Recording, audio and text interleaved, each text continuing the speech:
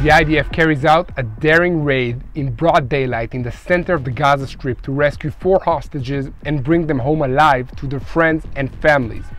Elsewhere, the floating pier built by the United States military has been repaired and will soon be back in place to deliver humanitarian aid to the northern part of the Gaza Strip.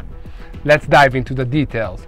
I'm Yair Pinto, and this is your daily boots on the ground report about what is happening in Israel on the 247th day of the war against the terrorist organization Hamas. Let's focus for a moment on the 4 hostages who were returned home safe and sound by our brave soldiers, including Arnon Zamora, who was killed in action and after whom the operation has been named. The names of these 4 hostages are Noah Argamani, Shlomi Ziv, Almog Meir Zahan, and Andrei Kozlov. All of them were kidnapped by Hamas to the Gaza Strip from the Nova Party on October 7th. For the last few months of their captivity, they were held at 2 different sites in the Nazirat refugee camp in the center of the Gaza Strip. Intelligence analysts from the Shin Bet were able to map the buildings, and together with the Yamam, an action plan was formed. Now that we know the details, it sounds like something from the movies, but this is as real as it gets. To set the scene, the hostages were in a civilian environment above ground in buildings of 3 to 4 stories. Noah was held in one building on the 1st floor, and Andrei, Shlomi, and Almog on the 3rd floor in another building. The 2 buildings were hundreds of meters apart, and the abductees were held alongside Gazan families with many children. Hamas occasionally moved the hostages from the apartment to another apartment, and the fear was that if the force attacked only one building, then terrorists would escape with the hostages in the other building. The Israeli Air Force had assets monitoring the buildings, and in recent days, these assets gathered the intelligence from the air, while the IDF and the Shin Bet created conditions that allowed them to move in and reach the hostages quickly so that they could be rescued before the terrorists would have a chance to murder them or to move them to a different location. At the moment of truth, 2 commando teams moved in from several directions, taking the terrorists by surprise. Part of the surprise came because the commandos moved into position covertly in broad daylight at the time when the Hamas terrorists had every reason to think that no one from the IDF would be coming to visit them. There were thousands of Palestinians and hundreds of terrorists from the local Hamas battalion among them, but the commandos managed to approach the buildings with no one noticing. Some of the IDF forces arrived on the scene in a furniture delivery truck. Al Jazeera reported that they used a humanitarian aid truck, but the IDF denied that report. In any event, the 2 teams of the commandos received the final approval to act by a personal command in real time by the head of the Shin Bet and the chief of staff. Immediately, they stormed the buildings at the same moment and in full cooperation in order to maintain the element of surprise and maximize the chances of recovering the hostages alive. The rescue of Argamani was fairly quick and straightforward, but the operation in the 2nd building was much more complicated. In a fierce exchange of fire with the terrorists, Zamora was hit, and his comrades tried to administer first aid to him along with the rescue hostages as they were extracted from the building under intense fire. The noise of the battle attracted hundreds of armed terrorists from all directions who began closing in on the Israeli teams, firing small arms, RPG rockets, and other weapons.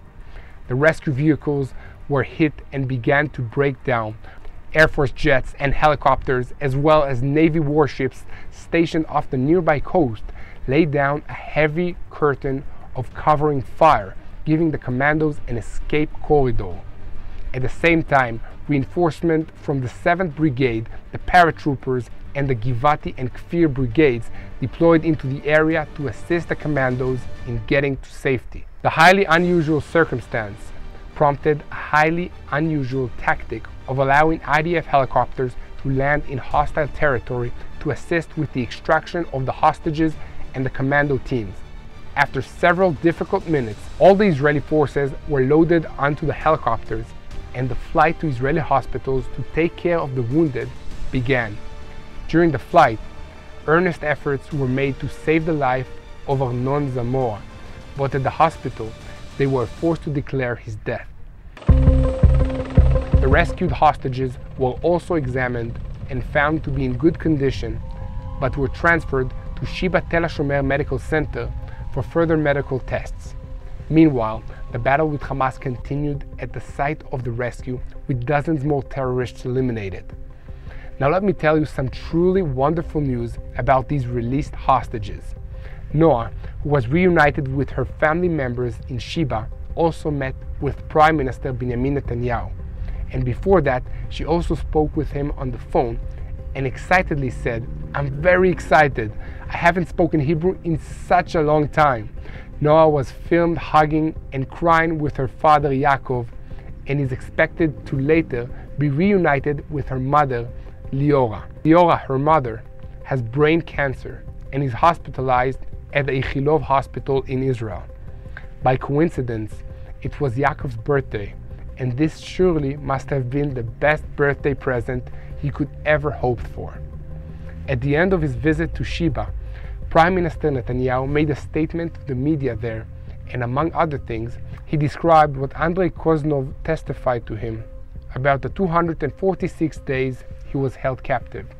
Andrei told me that he had a notebook in captivity, and every day he would write one line: "Every day is a gift." This is an exciting day, like no other, added Netanyahu. I just met Andrei, Shlomi, Almog, and Noah. I told them, welcome back home. I want to repeat and clarify, we will return everyone. Even now, we are working on more returns, more options. We will return them all. The former hostages also told the medical teams who cared for them that in their time of captivity, they were emotionally abused and forced to study the Quran and learn Islamic rulings. Noah said that throughout the period, she moved between several apartments, but was not kept in tunnels. From time to time, her captors would dress her up to look like an Arab woman and take her out so she could breathe some fresh air, and on a few occasions, she was able to take a shower.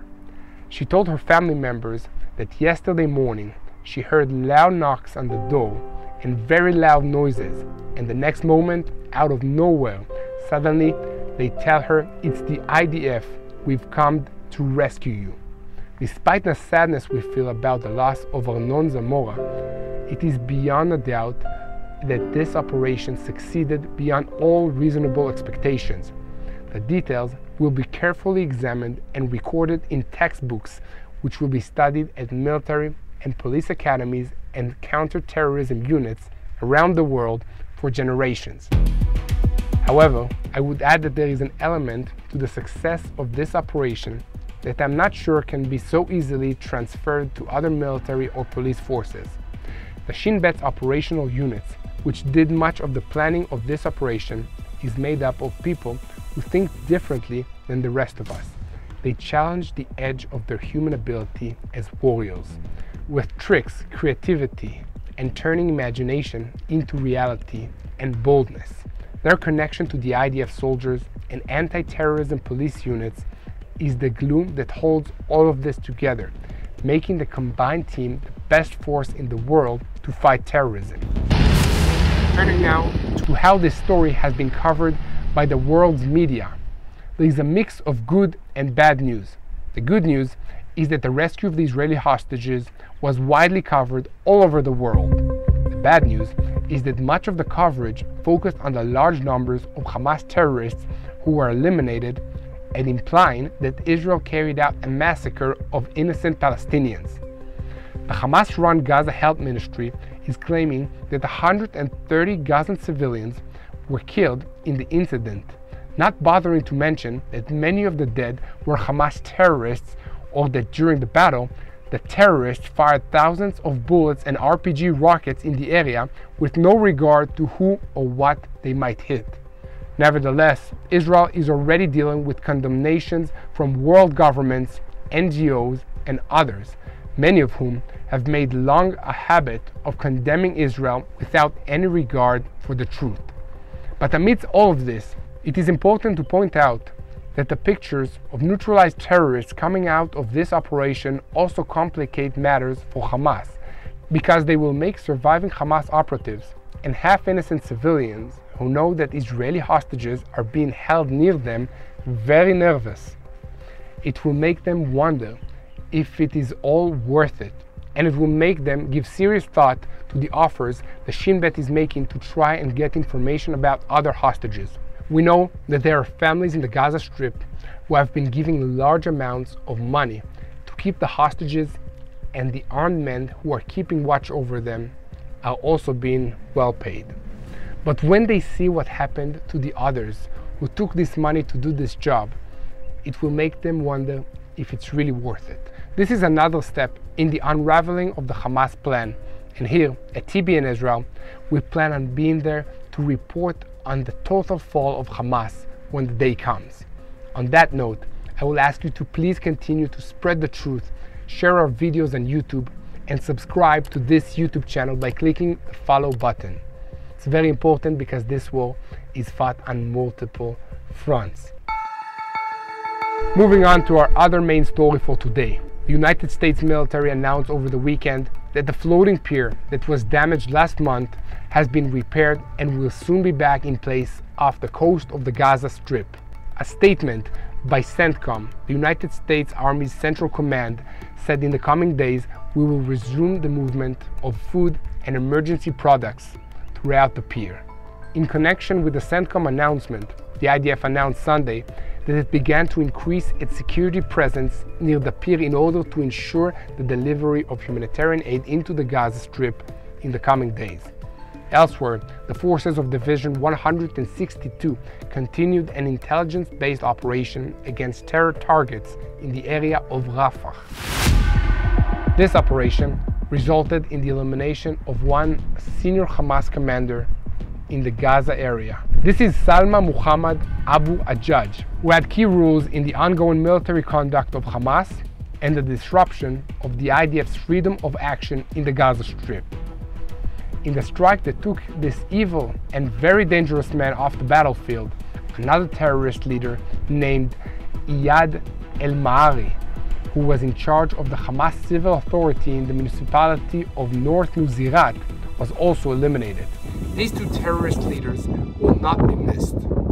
Credit is also due to the soldiers of Brigade 401 who raided an area of the Tel Sultan battalion in which they destroyed a military compound that was used to train Hamas terrorists.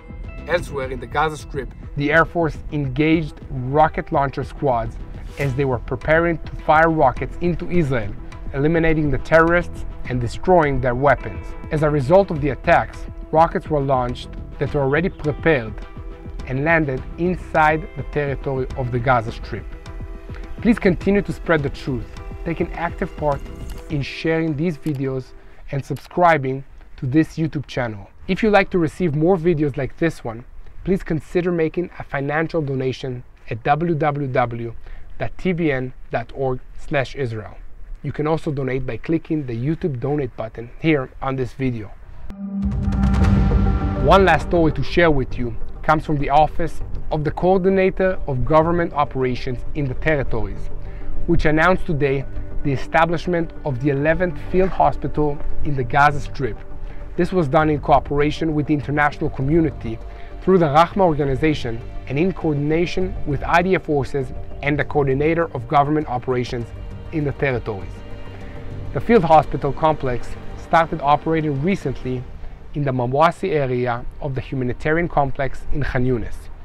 The IDF stated that the construction of the hospital was made possible through the introduction of medical teams and medical equipment, including medicines, beds, food, water, tents, first aid equipment, ventilators, as well as equipment for the construction of the compound, which was brought in through the Kerem Shalom crossing in Israel. I want to conclude today's report by paying my last respects to a hero who fell defending the state of Israel. Arnon Zamora, who I mentioned at the beginning of this report, was 36 years of age when he died. He leaves behind a wife, Michal, and 2 children. And I would ask you to join me in prayer for them, that God will really comfort them in this difficult time. Arnon is a hero of Israel, a lover of the land, and a protector. He led the force that rescued 4 abductees who returned to Israel from the heart of the Gaza Strip. The IDF salutes his memory. We would like to thank you for your support. We are now at a critical stage of this war. So I really call on all of you to join us. Join us in prayer for the IDF soldiers, and join us in sharing the truth of really what is happening here in Israel. And the most important thing that we can do is really pray for the peace of Jerusalem.